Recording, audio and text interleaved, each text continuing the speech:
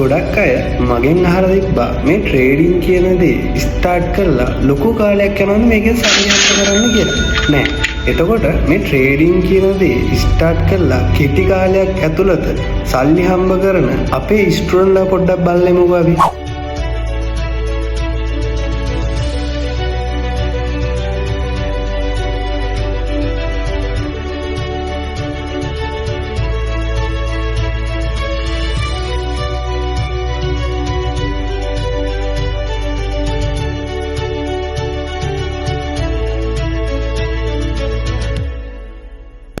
හරි.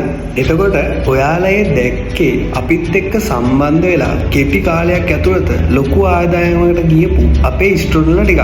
හරිද?